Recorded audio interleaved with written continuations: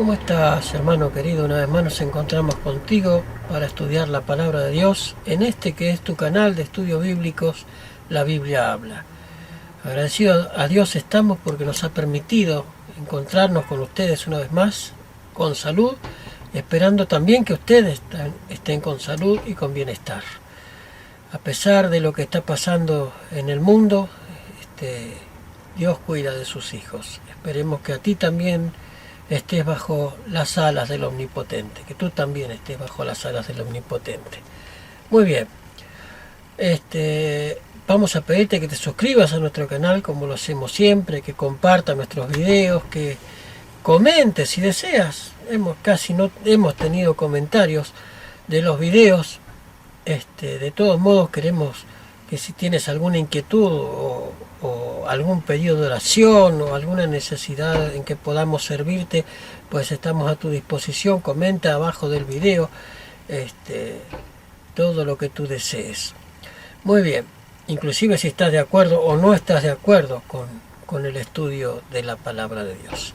Vamos entonces a buscar a Dios en oración y ya sí empezaremos en el estudio de la iglesia de Sardis, el mensaje a la iglesia de Sardis. Un mensaje muy, muy interesante que tendremos para hoy. Lo haremos cortito, conciso, como lo hemos hecho hasta ahora, y con bastante información para ti, para que pueda quedarte claro por qué Dios dirige el mensaje a la iglesia de Sardis de la manera que lo hace. Vamos a buscar a Dios en oración, a postrarnos de rodillas y a poner nuestra mente en contacto con el cielo y a dejar que Dios obre en nuestra mente y en nuestra lengua para que Él dirija el estudio de esta tarde. Cariñoso Padre, buen Dios que estás en los cielos, te agradecemos por el privilegio que tú nos das de poder abrir tu palabra con libertad todavía, de poder leerla y de que nos ayudes a interpretarla de acuerdo con los dictados que tú has dejado establecidos en tu palabra. Gracias por tu misericordia, gracias por el amor que tú nos tienes. Te pedimos, Señor, por lo que están viendo estos videos, que tú los guardes y los protejas, que abras también su entendimiento y su corazón al estudio de tu palabra. Gracias por tu amor y tu misericordia, cariñoso Dios. Bendice a cada uno de los que están viendo los videos, te lo rogamos y te pedimos estas cosas por los méritos de Cristo Jesús. Amén. Amén. Muy bien, como dijimos hace un momento, estudiaremos el mensaje a la iglesia de Sardis. Y para eso, lo primordial es ir al encuentro de la palabra de Dios. Vamos a abrir nuestra Biblia en el capítulo 3 del libro de Apocalipsis y allí encontraremos el mensaje a la iglesia de Sardis. Vamos a abrir nuestras Biblias en el capítulo 3 de Apocalipsis. Vamos a ver qué nos dice el libro de Apocalipsis, capítulo 3. Dice así la palabra del Señor. Escribe el ángel de la iglesia de Sardis, el que tiene los 7 espíritus de Dios, las 7 estrellas, dice estas cosas. Yo conozco tus obras y que tienes nombre de que vives, pero que estás muerto. Sé vigilante, refuerza las cosas que quedan y están a punto de morir, porque no he hallado en tus obras que hayan sido acabadas delante de Dios. Versículo 3. Versículo 3 dice lo siguiente: acuérdate pues de lo que has recibido y oído y guárdalo y arrepiéntete. Si no eres vigilante, vendré como ladrón y nunca sabrás a qué hora vendré a ti. Y nunca sabrás a qué hora vendré a ti. Versículo 4. Sin embargo, tienes unas pocas personas en Sardis que no han manchado sus vestidos y que andan contigo en vestiduras blancas, porque son dignas. De esta manera, el que venza será vestido con vestidura blanca, y nunca borraré su nombre del libro de la vida, y confesaré su nombre delante de mi Padre y delante de los ángeles. El que tiene oído, oiga lo que el Espíritu dice a las iglesias. Este mensaje está situado históricamente, o sea, la iglesia estaba en Asia Menor, pero lo que pasaba en esa iglesia se refería o tenía paralelo con lo que pasaría en el futuro. Por eso fue elegida esta iglesia para dar este mensaje especial, porque pasaba algo de lo que pasaría luego en el futuro. ¿Qué es lo que pasaría? Pues vayamos de nuevo a leer nuestras Biblias. Aquí mismo, en el versículo 1, encontramos la primera gran sorpresa. Y miremos y notemos el encabezado. Dice el Señor: escribe al ángel de la iglesia de Sardis, el que tiene los 7 espíritus de Dios. ¿Qué son los 7 espíritus de Dios? ¿Será que hay 7 espíritus santos? No. Cuando la Biblia se expresa que tiene 7 espíritus de Dios, está hablando de la plenitud de la deidad. El que tiene la plenitud de la deidad dice estas cosas. ¿Y qué más? No solamente tiene los 7 espíritus de Dios, sino las 7 estrellas. ¿Y qué son las 7 estrellas? Pues para eso vayamos a investigar lo que nos dice la palabra del Señor con respecto a las 7 estrellas. La cita la encontramos en el libro Edificación del Carácter y dice lo siguiente: en su mano hay 7 estrellas que representan los ministros de las iglesias. De su boca sale una aguda espada de doble filo, emblema del poder de su palabra. Entonces, ¿qué representaban estas 7 estrellas? Sin lugar a dudas, los ministros de las 7 iglesias representaban esas estrellas. Muy bien. Y dice la palabra de Dios: yo conozco tus obras, que tienen nombre de que vives, pero estás muerto. ¿Y eso cómo lo entendemos, hermano Alejandro? Pues para eso debemos remitirnos a la historia. ¿Qué significa que vives pero estás muerto? Es la iglesia posterior a la Reforma. Posterior a la Reforma. Es la iglesia en que ya pasaron Lutero, Wycliffe y todos estos que reformaron la iglesia, pero lamentablemente se estancaron, se quedaron, no siguieron investigando. Los seguidores de Lutero se quedaron con lo que Lutero enseñaba, los seguidores de Wycliffe se quedaron con lo que Wycliffe enseñaba, así también los otros de otros cristianos seguidores también fieles a la palabra de Dios. Sin embargo, se estancaron porque no siguieron descubriendo verdades de la palabra de Dios. Entonces, allí es donde dice que yo conozco tus obras, que parece que estás vivo, pero en realidad estás muerto. Eso es lo que le decía Dios, Jesús, a esta iglesia. Tiene nombre de que vives, pero estás muerto. Dice el versículo 2, sé vigilante y refuerza las cosas que quedan y están a punto de morir. O sea, vuelve al primer amor, vuelve a ese primer amor que tuvieron Lutero, que tuvieron Wycliffe y tantos otros, y refuerza esas primeras cosas que te hicieron vibrar, que te sacaron del oscurantismo de la Edad Media para llevarte a la luz de la Reforma. Sin embargo, no seguiste con la Reforma. Pero le dice el Señor, refuerza las cosas que quedan y están a punto de morir, porque no he hallado que tus obras hayan sido acabadas delante de Dios. Vuelve a repetirle, tus cosas no están acabadas, no seguiste con la profundidad necesaria para conocer las Escrituras, te quedaste con lo que enseñaron esos reformadores. Versículo 3, acuérdate pues de lo que has recibido y oído, guárdalo y arrepiéntete. Si no eres vigilante, vendré a ti como ladrón y nunca sabrás a qué hora vendré a ti. ¿Aquí se está refiriendo al regreso de Cristo? No, no se estaba refiriendo al regreso de Cristo. ¿A qué se estaba refiriendo el testigo fiel en este momento, en este pasaje? Pues ni más ni menos que al cierre de la gracia.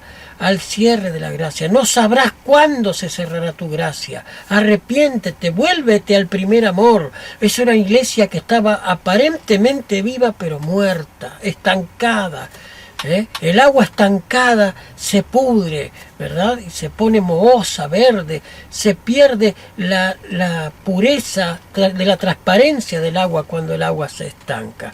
Pues lo mismo pasó en el mensaje a la iglesia de Sardis. Esta iglesia que aparentemente estaba viva, pero estaba muerta, era un agua estancada, ¿verdad? Se quedó allí, no prosperó, no progresó en el estudio de las Escrituras. Versículo 3 dice, acuérdate pues de lo que has recibido y oído, guárdalo y arrepiéntete. Si no eres vigilante, vendré a ti como ladrón. ¿Qué frase esa, como ladrón? También lo dijo Cristo, vendré a ti como ladrón en la noche y no sabéis a qué hora habrá de venir el ladrón. No sabéis a qué hora se cerrará tu tiempo de gracia. Lo mismo podemos aplicar en nuestras vidas. No sabemos cuándo se cerrará nuestra gracia, cuando nuestra conciencia quede cerrada, cuando nuestra mente quede muerta, se terminó nuestra gracia. Y a partir de allí ya sí es como si hubiera venido Cristo. A eso se está refiriendo. No se está refiriendo a la segunda venida de Cristo directamente, sino al cierre de la gracia, ¿verdad? Versículo 4. Sin embargo, tienes unas pocas personas en Sardis que no han manchado sus vestidos y andan conmigo en vestiduras blancas. A ver qué podemos encontrar con respecto a esto en los comentarios de la sierva del Señor. Dice, con respecto a velad y orar, dice, velad y orar. Versículo 3 dice, arrepiéntete. Dice, acuérdate pues de lo que has recibido y oído, y guárdalo y arrepiéntete, pues si no velas, versículo 3 dice, pues si no velas, vendré a ti como ladrón y no sabrás a qué hora habré de venir a ti.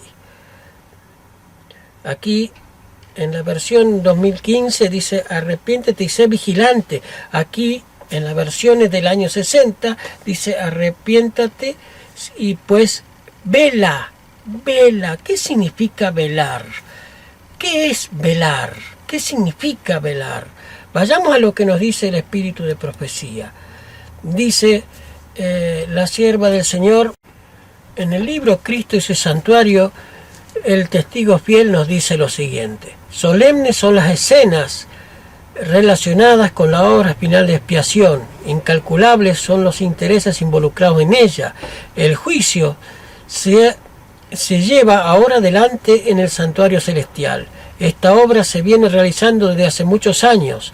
Pronto nadie sabe cuándo le tocará ser juzgado a los vivos. En las augustas presencias de Dios, nuestras vidas serán examinadas en este tiempo, más que en cualquier otro. Conviene que toda alma preste atención a la advertencia del Salvador. Y ahí viene la advertencia: velad y orad, porque no sabéis cuándo será el tiempo. Pues si no velas, vendré a ti como ladrón, y no sabéis a qué hora vendré a ti. Marcos capítulo 13, verso 33 y Apocalipsis 3:3. Cuando concluya la obra del juicio investigador, quedará decidida la suerte de todos, para vida o para muerte. El tiempo de gracia terminará poco antes que el Señor aparezca en las nubes de los cielos. Al mirar hacia ese tiempo, Cristo declara en Apocalipsis: el que es justo el que es injusto sea injusto todavía, y el que es inmundo sea inmundo todavía, y el que es justo practique justicia todavía, y el que es santo santifíquese todavía. He aquí yo vengo pronto, y mi galardón conmigo, para recompensar a cada uno según sus obras. Entonces, ¿qué significa velar y orar? Estar atento, apercibido y obviamente en oración. Pero simplemente velad y orad, ¿era eso? No. Miremos lo que nos dice la sierva del Señor en Testimonio para los Ministros, página 521. Lo que necesitamos es la influencia vivificante del Espíritu de Dios. No con ejército ni con fuerza, sino con mi espíritu, ha dicho Jehová de los ejércitos, Zacarías 4:6. Orad sin cesar y velad, obrando en armonía con vuestras oraciones. Mientras oráis, creed, confiad en Dios. Es el tiempo de la lluvia tardía, cuando el Señor dará libremente su espíritu. Sed fervientes en oración y velad en espíritu. ¿Qué significa entonces velar?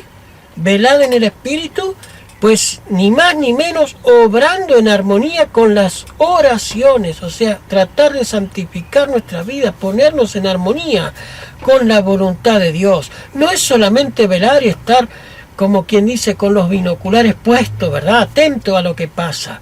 No.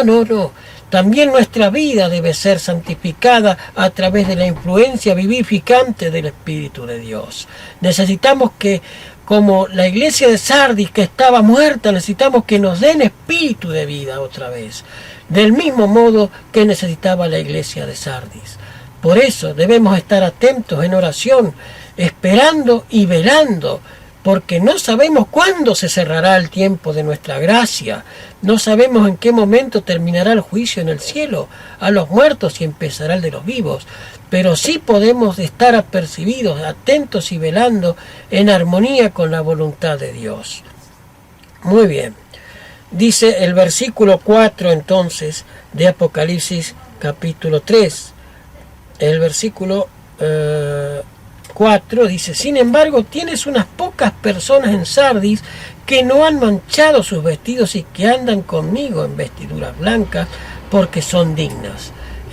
Todavía había un remanente fiel también en Sardis, un remanente que no había manchado sus vestidos.